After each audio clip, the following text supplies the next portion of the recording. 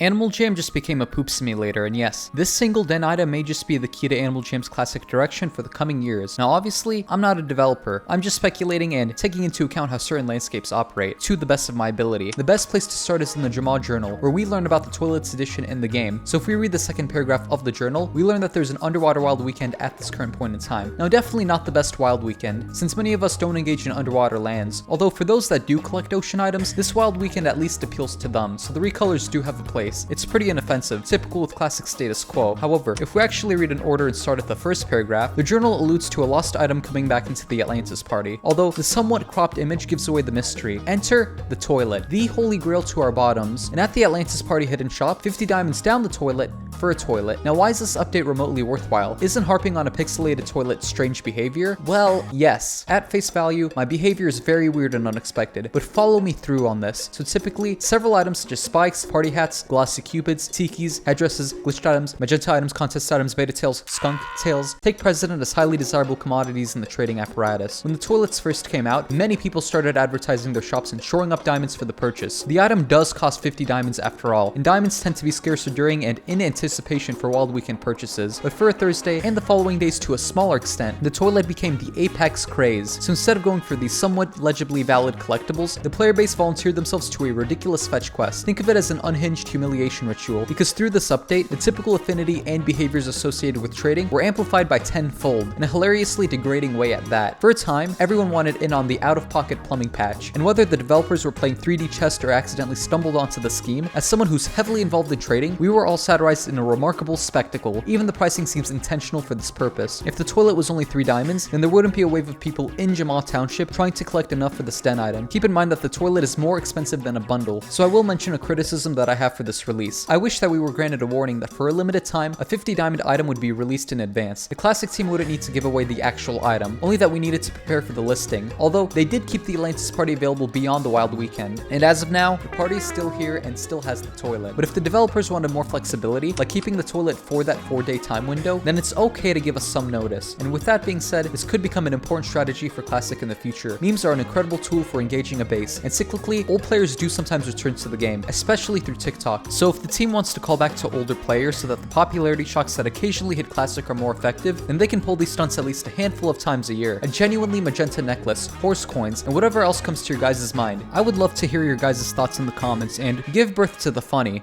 Give birth to the toilet.